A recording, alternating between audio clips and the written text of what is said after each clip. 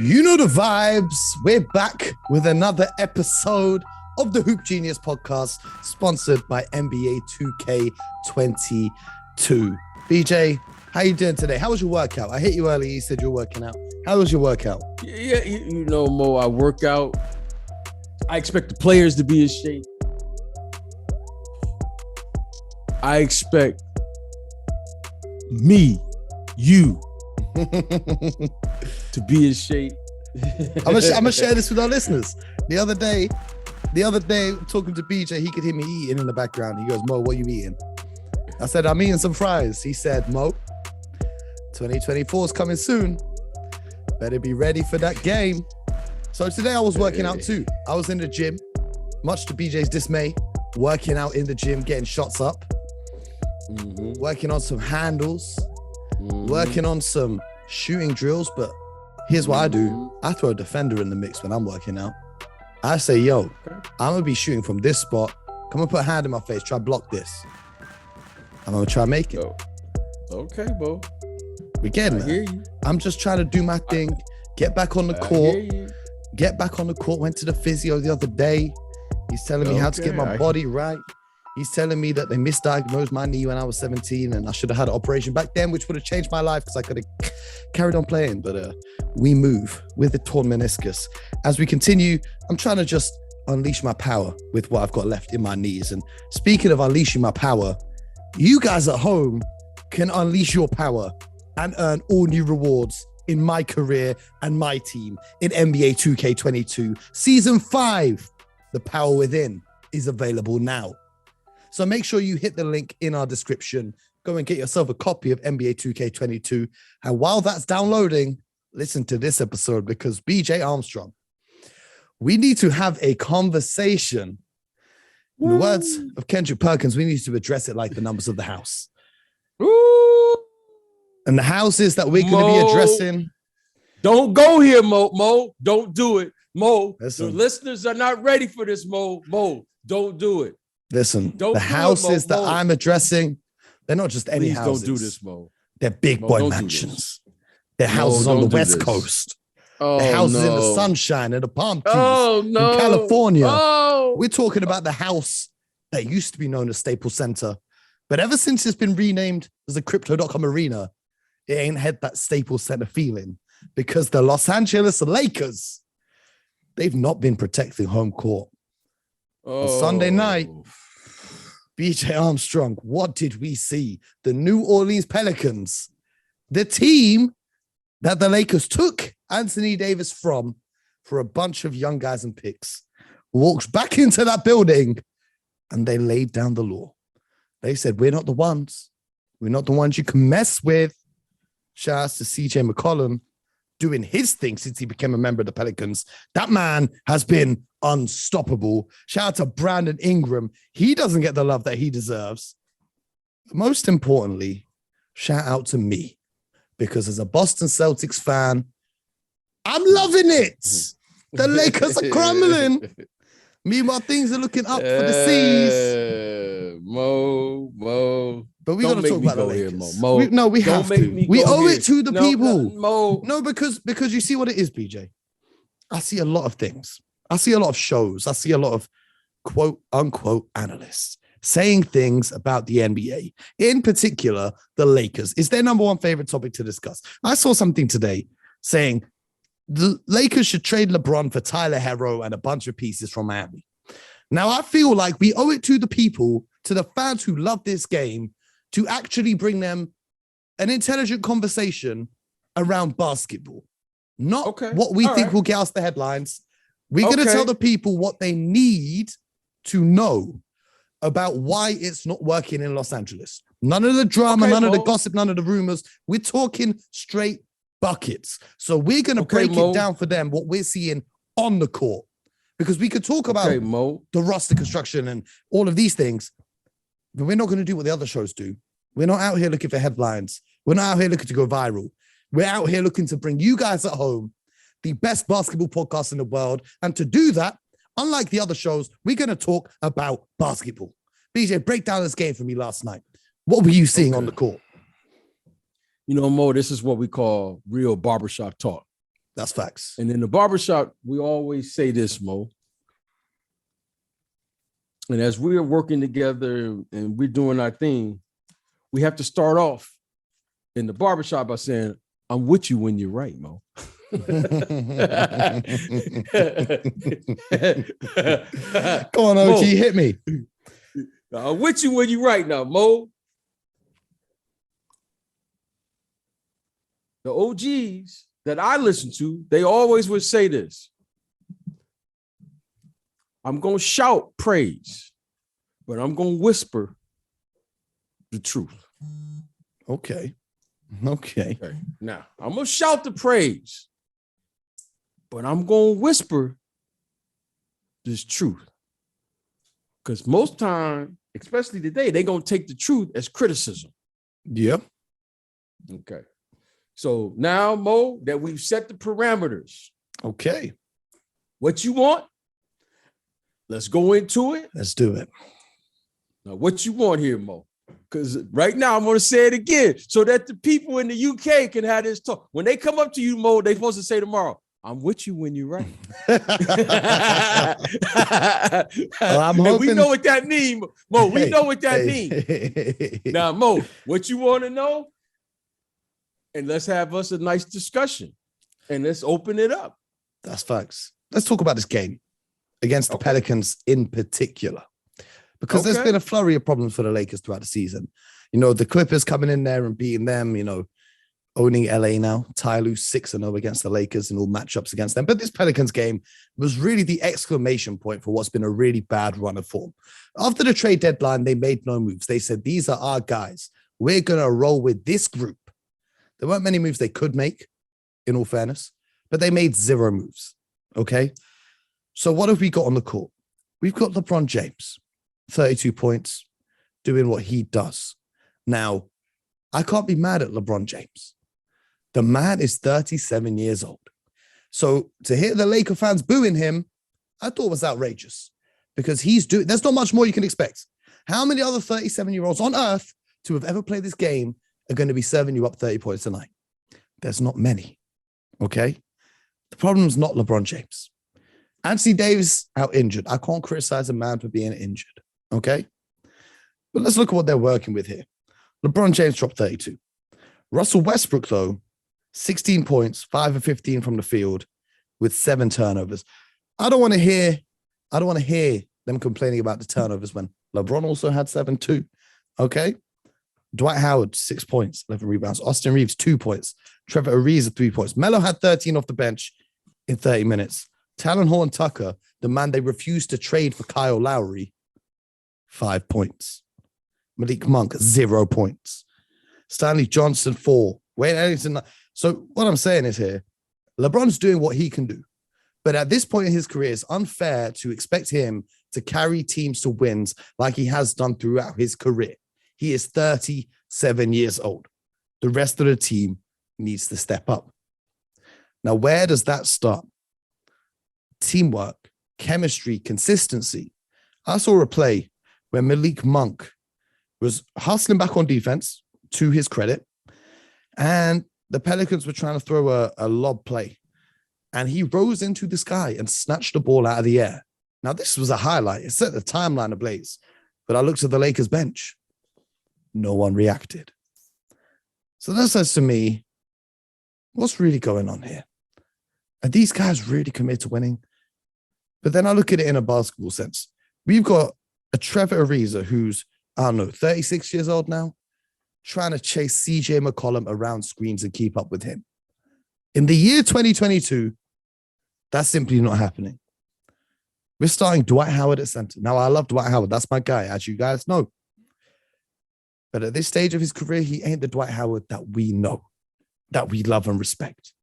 Carmelo Anthony, the primary bench scorer, is also up there in the years. They've got all these veterans, all these guys on one-year deals. But I think we set the expectations too high for this Lakers team based on what we've seen LeBron do before. And I think maybe we need to just lower our expectations and look at this team for what it is. BJ Armstrong, your thoughts? Yes, sir. Well, you know, Mo, I was listening and watching last night. I'm watching the game. I live out here in LA, so I'm pretty close. And I've, just going around talking to other executives, talking to the media. And then that way I can come to my own conclusions. You're only as good, Mo, as your best player. That's fair.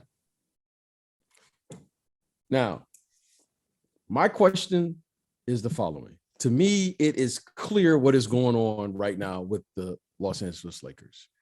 Okay, right now, the Lakers are looking for leadership. Leadership is going to come one of four places. In order to have a chance to win a championship, you have to have leadership at least in two of these positions. And I don't care which two it comes from, but it's a minimum that you have to have in order to have a chance, let alone win. You have the owner. Yep. You have the executives. Mm-hmm. You have the head coach. And you have the players. So which two? I don't care which two it comes from, but you got to have two. Okay. You have to have two. All right. Now, when you start looking around the league, you have to look at the level of leadership. Is there any doubt where the leadership is coming from when you say the Miami Heat? Pat Riley is leading the group. Eric Spoelstra provides excellent leadership. And right now you see Jimmy Butler, Kyle Lowry, UD. Okay, you see Bam providing leadership to the group.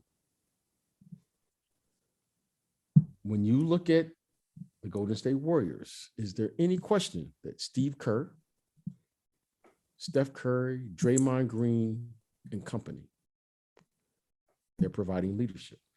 When you look at now the Grizzlies, the Phoenix Suns. Oh, the Phoenix Suns. Okay.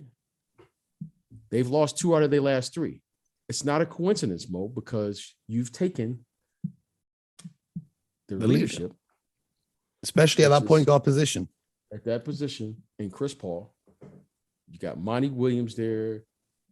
You got James Jones there. Okay. Leadership is the essence, is critical when you start breaking down a franchise. So now when I look at the Lakers, I'm saying you have the owner, you have the executives, you have the coach, you have the players. Which one right now, Mo, is leading? Right now, as it stands, as I can see it, I can't see that leadership coming from anywhere. Okay. Now, if you can't see leadership, then Mo, what you saw last night is what happens when there's no leader in the room. And I will say this, though. LeBron has tried to lead this team. Okay. But I didn't see it last night. Mo, but Mo, when you lead, your words, your actions, and your behaviors have to all be lined up. When you watched that game last night, I heard people saying one thing, but I saw their actions. I just want to also say this, just slightly veering off the court here. Okay, go take a view. Your leader on the court in LeBron James just spent All-Star weekend telling everyone he's leaving the team. That's what I'm going to say. I'm not going to comment on it. I'm just going to say the facts. Okay. So if that is your leader, then what should we expect? Because leadership is essential to winning. That's business 101. You don't win in this league by mistakes. You don't lose in this league by mistakes. When you lead, I'm going to give you a choice. You lead, you follow, or you get out of the way. Who is the leader of this group? Because right now, that's the problem. I hear it. That's the problem. Now, who's the leader? And when we identify the leader, I'm going to do what they always say in the movies. Take me to your leader. Take me to your leader, Mo. Who's the leader of the Lakers? Because it's obvious to me watching. Well, we can sit here and talk all we want. Oh, well, they're going to get it together. You can tell me such and such is averaging all these points. Okay, that sounds good. Who is that? I want to know. Until we can answer that, then I'm just going to keep watching. And I want to know this, right? Because you see me, when I've been adamant throughout the season that the Lakers can get it together, I don't mean the Lakers can get it together. I mean LeBron can get everyone out of his way and win games. Because of my PTSD of watching him do it to the Eastern Conference for so many seasons. But the longer I watch this season, unfortunately, he's no longer that same LeBron James. He's a great player still. I'm not criticizing him. He can still go out and get his numbers. But as one executive around the league said, he can no longer carry the team in the way that he did before. Well, I think that's obvious. We don't have to. There's one thing I want to say, listen, about players. The hardest thing to do as a player, and I'm speaking for myself and any player, is when you age, because and when you age, your experience will still allow you, if you get enough touches, to put up numbers in this league. Okay? At one point, Mo, I played with enough stars, I've watched enough stars, and I can say this. Mo, at one point, some of these players are so good that they can score 30, 35 points in a game, play, do what they need to do, and win the game, and they could carry the game. Then, Mo, as you age, you can still score 30, 35 points in a game, but you don't have the energy to carry the game anymore. Okay? That happens to everybody. This isn't anything new. When you're watching someone do something, Mo, like what you see LeBron James doing, there's nothing I can say, because Mo, at 37 years of age, let me tell you what's going to happen. The wheels are going to come off at some point. Father Time remains undefeated. At 35, 36, Mo, at some point here, the wheels are going to come off. You know why, Mo? Because you can't continue. It's just, it's natural. But what you can do, Mo, is you can continue to contribute in ways and put yourself in position. The greatest example I've seen in what I would consider the modern era has been Tim Duncan. When he came into this league, he was the first option. And then when Tony Parker and them came, he moved to the second option. When Ginobili came, he moved to the third option. By the time they won their fifth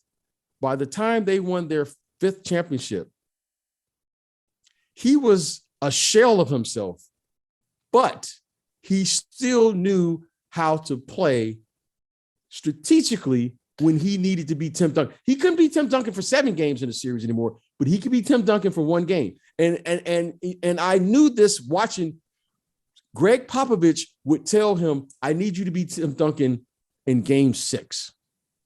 Because he knew he could only do it every so often. That's what happens when you age. With that knee brace on, he was playing with one leg. Yeah, you can't do that. He can't be Tim Duncan every night. LeBron James can't be that LeBron James that we had the luxury of watching now for 19 years. He can't do that like he used to. But for 1 or 2 nights, maybe a week, he can still do that. And I'm going to let him be where he's at in his career. That's where every athlete, every year is a new year. This is where you're at. So now we have to say, where is he at? Because that LeBron that carried them, what they go to, Mo, 9 straight NBA finals? Yeah. Or something, or 10, whatever they went to. Okay. 2011 up until 2018. But can he still average 28, 29 points a game? Of course, you're watching him do it now. Can he still score 29, 30 points and win and beat a team like the last night they played the New Orleans Pelicans? He can't do that. That's obvious. So can he still contribute and play at a high level? Yes. But Mo, it's a different game now. So looking at the rest of the roster, then, are you seeing this season as a write-off, or are you seeing other guys that could potentially step up if they were in the right positions? Because I was watching the game and I see like some of the lineups confused me.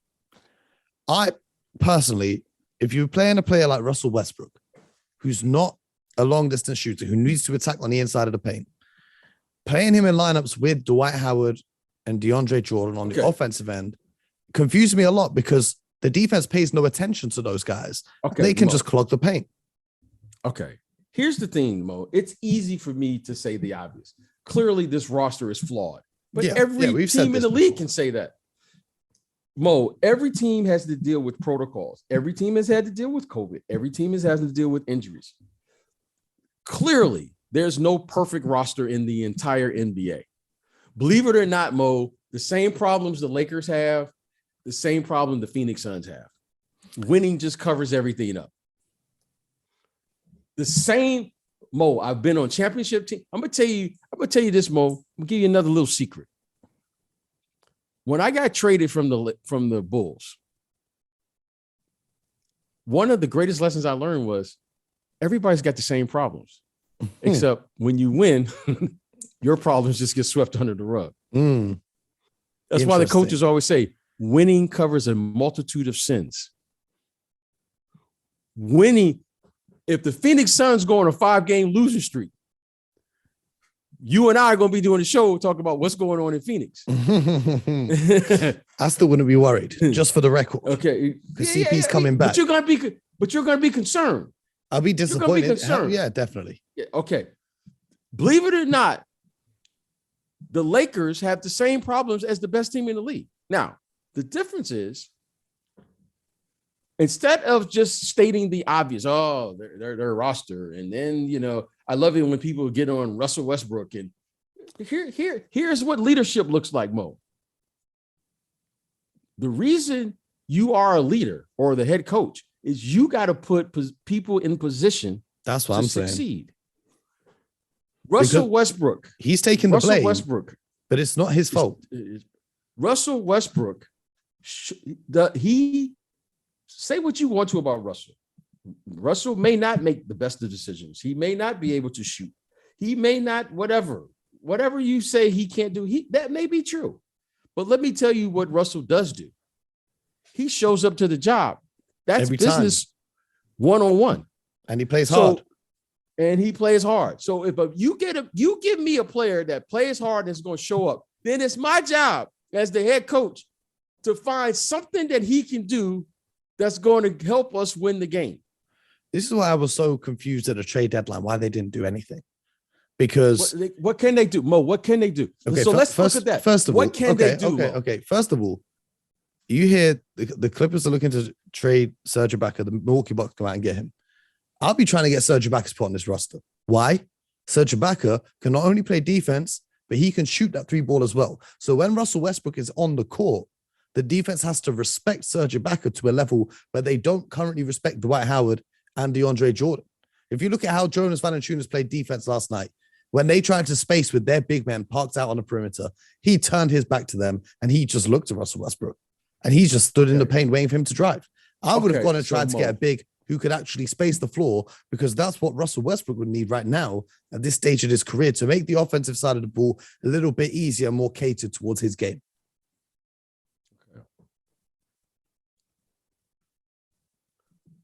Can I tell you something as a guard? Go ahead. Okay. We refer to Chris Paul as the point guy, right? Why do we refer to him as that?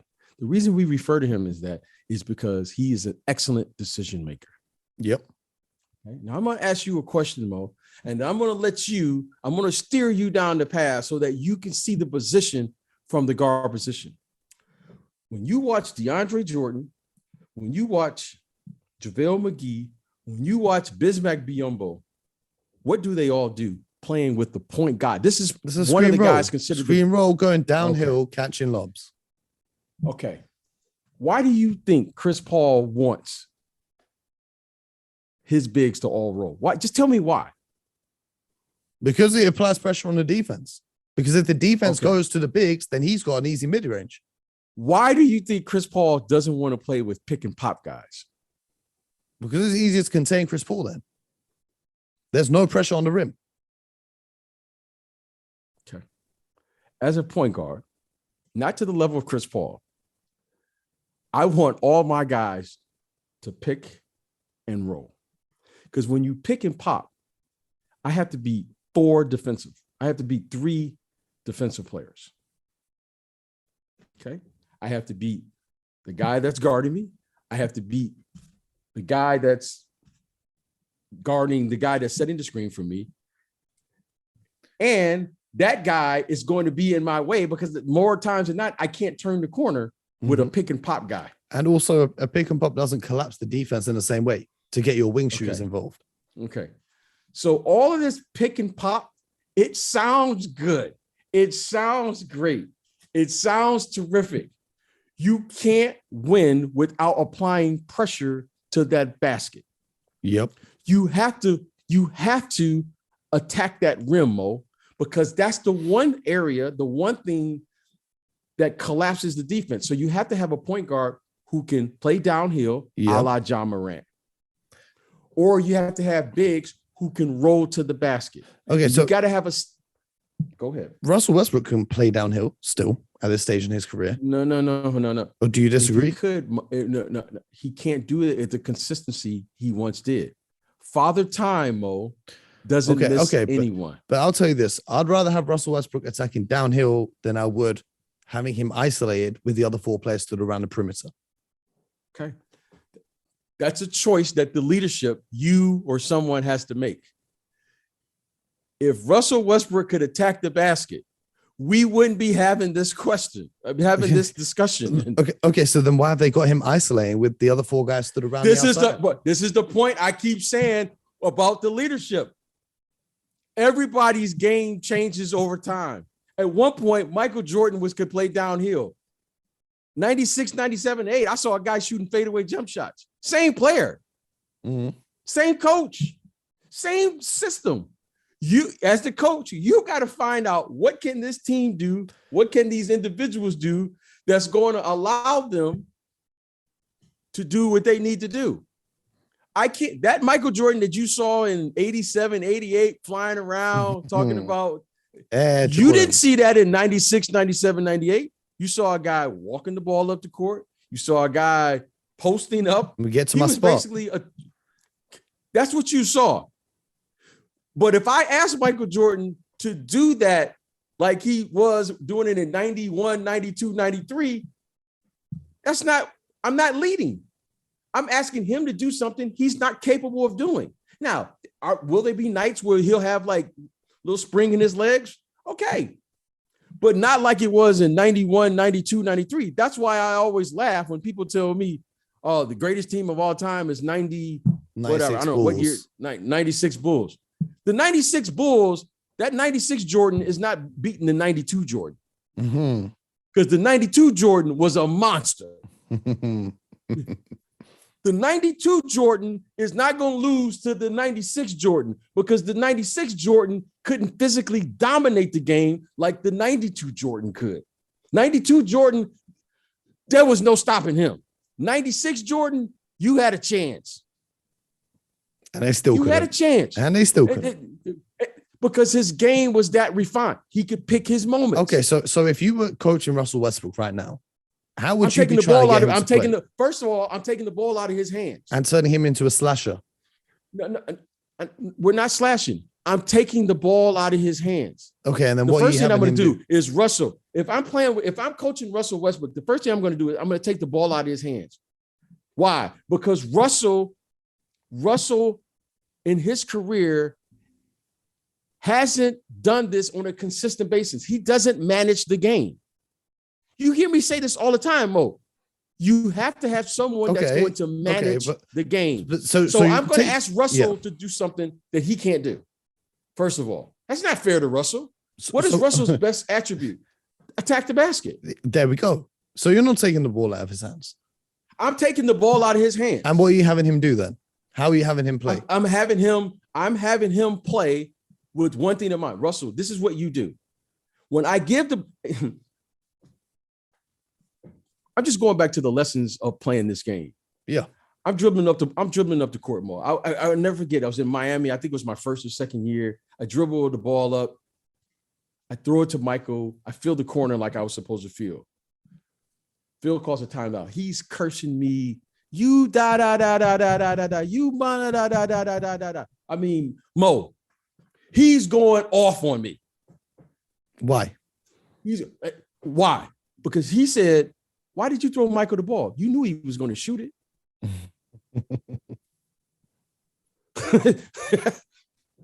Mo, he couldn't yell at Michael Jordan like that. But Mo, when I tell you this wasn't a timeout to tell me what play to run next or what we need to do, this was a BJ, let me MF him so that Michael knows you got to play with the rest of the guys. Mm-hmm. That's interesting. He also knew that I knew how to manage the game. Don't throw the ball at him because you know what he's going to do. I'm not asking Michael Jordan to change. Wait, Michael, don't shoot the ball now. Like, this is not the right. That's not how this works, Mo. You don't get Russell Westbrook and say, well, I need Russell to change. No, you know what Russell was going to do. So now, guess what we have to do, Mo? We have to manage his instincts. Why? Because the best players in the game play on their instincts. They have to be instinctive. Yep. The best players in this game has to be instinctively aggressive. That's what you're watching with Joel Embiid. He's playing on his instincts, and he's ultra aggressive right now. That's what the best players do. That's what Giannis does. LeBron wasn't instinctively aggressive last night. LeBron was thinking. LeBron was trying to what did they say? When we're trying to figure it out. I don't hear what's the name say they're figuring out. They're saying they're the best duo in the league right now. And that's two games in. That's 2 games. You understand? Yep. So when you have Russell Westbrook, it is my job now to put Russell Westbrook in position where he can be all of Russell Westbrook. To me, if you watch Russell Westbrook in international play, he is terrific because he just attacks, and we don't ask him to be the lead guard. We don't ask him to manage the game. We're not asking him to make sure he gets, Dwight Howard in the game or AD. Russell, you just attack the basket. Okay. That's what we would do. That's what I would do. That's the first thing I'm doing. I'm taking him off the ball. The second thing I'm doing is I got to put LeBron James where he can be the best version of himself. Meaning, if LeBron James is just going to be a 3 or a 2 or whatever, he's not the best version. They have this man playing the 5. They had him playing the 5. Every night, I have to find LeBron James' advantage on the floor. At this stage of his career, he's not going to be able to shoot the gaps like he once could and dominate the game on the defensive end. Therefore, I got to put him at the 1 some. I got to put him at the 2 some, the 3, or the 4. I would be careful putting him at the 5 because I don't want to wear him out. And the reason I don't want to put him at the 5 is because then I would force him to run from baseline to baseline. I got to shorten the game up for him at this stage. I got to help this man. This man is 37 years old. See, Mo, I've been with an aging player, and I've been an aging player myself. As a guard, I knew I only had to go from 3-point to 3-point line. Mm-hmm. The bigs have to go from baseline to baseline. So if I put LeBron at the 5, I'm putting 2-3 extra miles on his body during the course of a game because he's running further. Yep. So if I can shorten the game up for this man by letting him play the 1 a little bit, letting him play the 2 a little bit, 3 and the 4. Why? Because I always want to have him in position to where he can be the best version of himself. Where's the best version of himself? Defensively, never allowing him to be attacked by any player in isolation, but always putting him like Casey Jones used to do with Larry Bird. He's always in the help position. Yeah. And LeBron's a fantastic help defender. So now that helps the team. Russell Westbrook, you may not be the defender you once was, but I need you to defend and run the lanes and attack the basket because playing downhill, Mo, is a part of the business that we're in.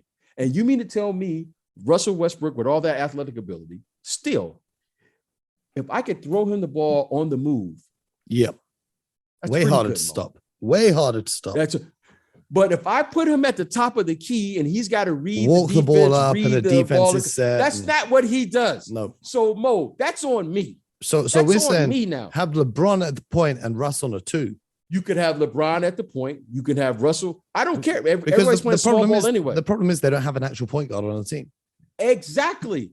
LeBron James is their best point guard. LeBron James led the league. LeBron James led the league in assists just a year ago, right? Or whatever they a couple years ago. A couple years ago.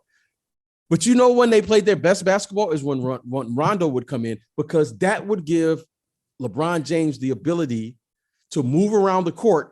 And how many teams have the luxury of bringing in a Rondo to run the team and then just putting LeBron James where he can just score points and then not have to worry about managing the game, getting this guy involved? Do you know how much of a luxury that is?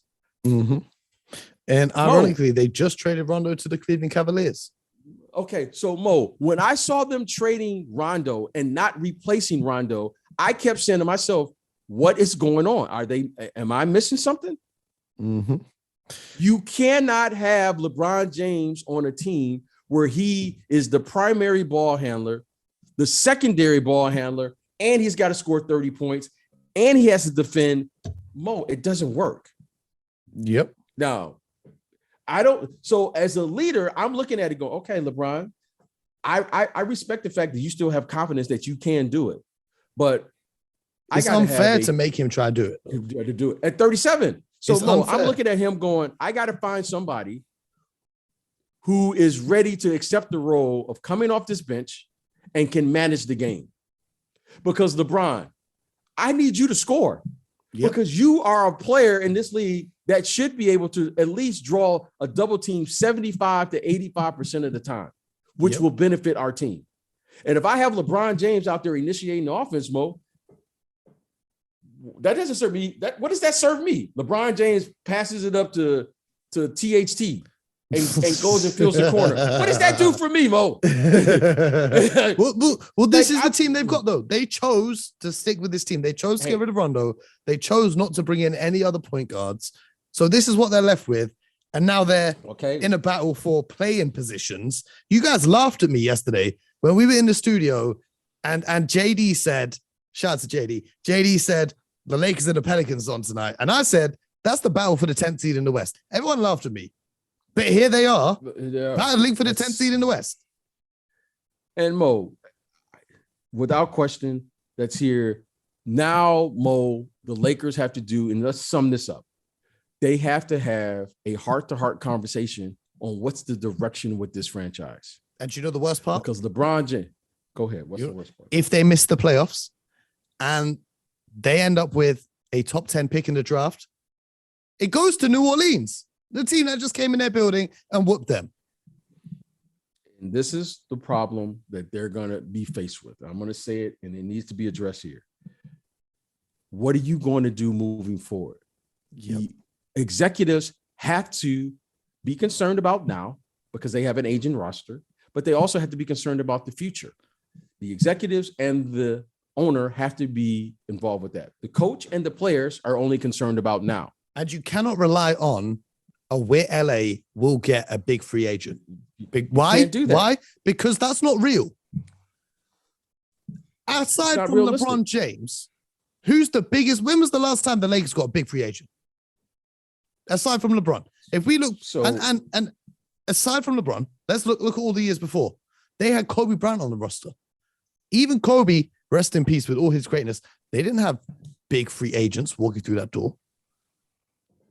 I don't know who they're going to get to play with AD, who's not there for half the season.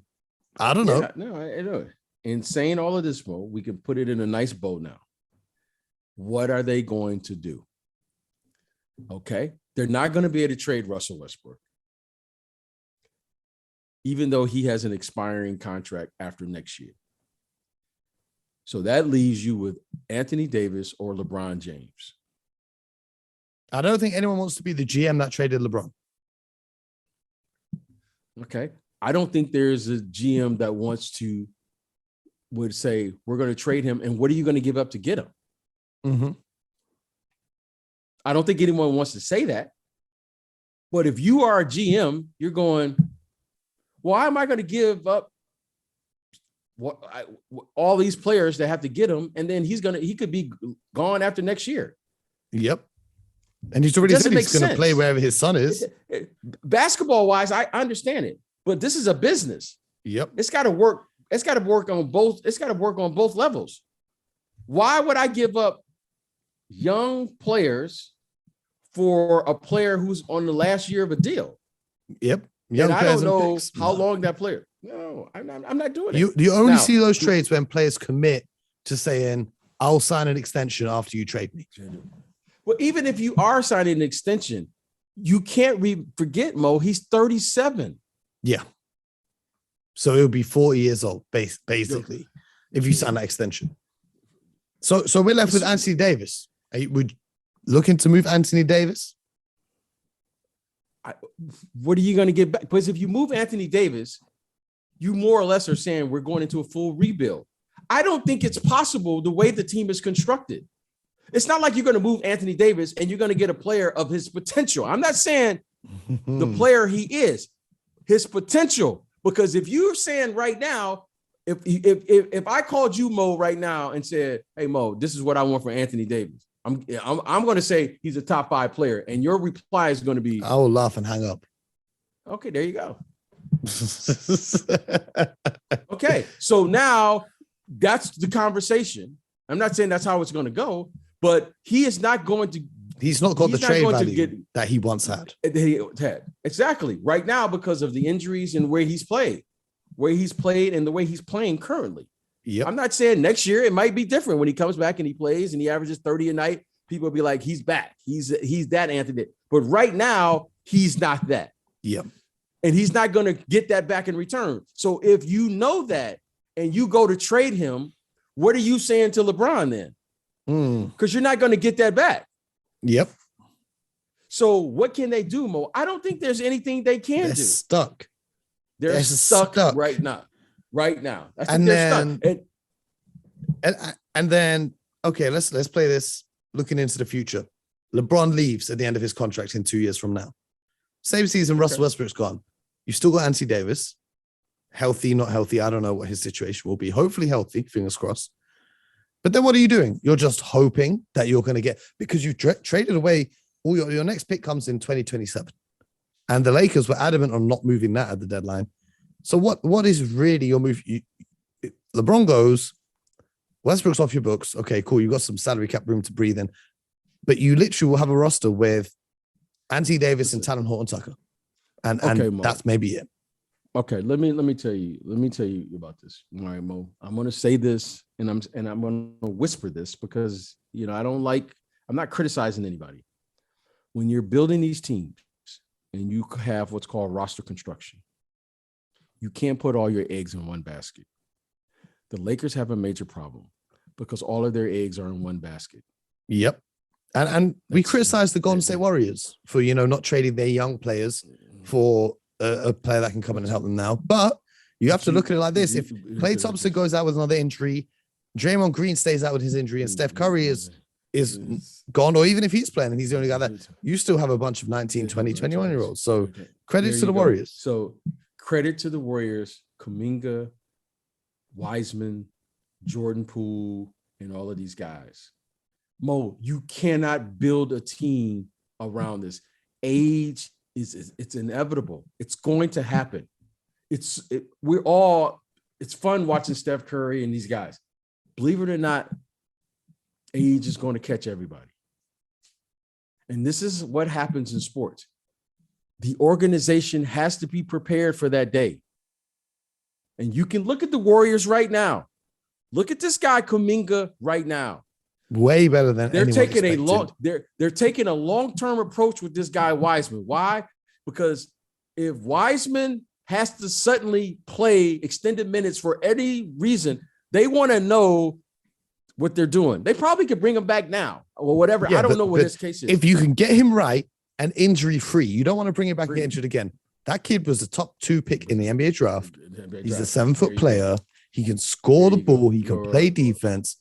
Listen, the Warriors are set up nicely. The Lakers are going through the mud right now. And I need a prediction to round up this episode, B. Where do you see them finishing this season? Right now, they're in the 9th seed. I don't see them finishing above 10. I really don't. They're 3.5 games behind the LA Clippers, who are without Kawhi Leonard I don't and see Paul them. George. And I'm gonna tell you why I don't see them. It's because Mo, I don't know how. I haven't looked at their schedule in depth, but they have to play every game. And they've got a tough They have schedule. to play in back-to-backs. And Mo, they don't have the depth. Anthony Davis is not going to be playing. And this is just going to get more. Let's look at their month of March. The Dallas Mavericks, one of the best defenses in the league. The LA Clippers, who have won their last 6 games against them. The Golden State Warriors, who are in 2nd place in the Western Conference.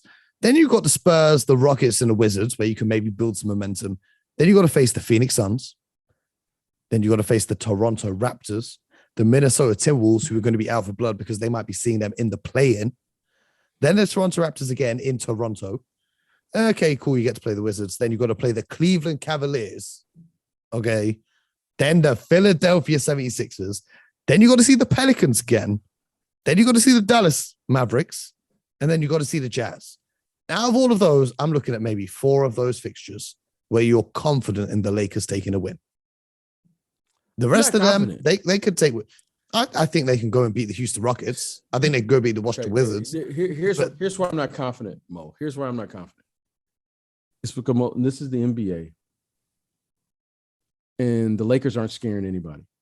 Listen to me, Mo. A lot of times you win in this league because people are like, "Oh man, I'm playing the Lakers tonight, man. We can't beat them. We're just gonna try to keep it close." Oh, now it's open season. Is that what you're saying? Now, hey. Now they're saying, the coaches are saying, this is a winnable game, guys. Mo, I'm just telling you. I'm telling you what I know. I ain't telling you what I heard. Hey, I respect it. I'm telling you now people are saying, hey, this is a winnable game. The Houston Rockets Coach Silas is saying, hey, fellas, this is a winnable game. He ain't saying what you saying. He's saying this is a winnable game. Now, okay, maybe we can't beat the Warriors or maybe we can't beat Philly, but hey, this is a game that I expect you guys, we're going to be competitive in this game and we're going to win this game. Look at the Pistons. Yeah. Pistons are 3 playing. of their last 4. Okay. You understand. This is the NBA. These guys are good. And now they're saying, hey, man, these are winnable games. And I'm going to tell you what's going around this league, Mo. Hit me. Everybody feels now when they play the Lakers in the Staples Center, this is a winnable game. Yep. They're 18-15 at home and they're 9-18 on the road. That is horrible. All right, there, Mo, this team has lost and had some bad losses. When they play the Portland Trailblazers, let me tell you what Chauncey Billups is saying. Anthony I know Simons. he can't say it publicly. Anthony Simons, go get him. He's saying, hey, man, this is a winnable game, man. It's time to go cook, Mr. Simons. Go get him, young killer. Okay. You understand? I'm here for it. You gotta understand, Mo. Nothing would make me happier than the Lakers losing every single game in the month of March. Hey, Mo, I'm with you when you're right now. Come on now. Hey, no, but what I will say is I hope they finish in the play-in spots. I do hope they finish in the play-in spots because the Western Conference play-in is, I think both conference play-ins are going to be so exciting. The Raptors, the Nets, the Hornets, and the Hawks right now currently sit in those spots for the East. The Timberwolves, the Clippers, the Lakers, and the Pelicans sit in those spots for the West. So right now, Lakers have got some work to do. We're going to see if they can figure it out. We want to hear from you guys at home. Tweet us your thoughts on the Los Angeles Lakers. Get involved in the conversation. And we could be back tomorrow with another episode of the Hoop Genius podcast, sponsored by NBA 2K22. And Mo, can we do one thing? Yes. Leave the Lakers alone. Hey, we just had to. We just had to, though. We just had to. No, leave them alone. But I'm going to tell you guys this. If you guys want to live in a world where the Lakers are a very successful franchise, hit the link in our description and get yourself a copy of NBA 2K22 because that's the only place they're winning a championship this year. And on that note, we'll be back to talking basketball tomorrow. you are funny. We'll be back talking basketball tomorrow. There's a lot to talk about. We're getting closer and closer to Kevin Durant returning to the lineup. I'm excited for that. See if the Nets can turn their season around, and the Heat and the Bulls clashing at the top of the Eastern Conference. Hey, listen, there's a lot to talk about. We're gonna see you guys tomorrow morning, bright and early. In the meantime, get buckets.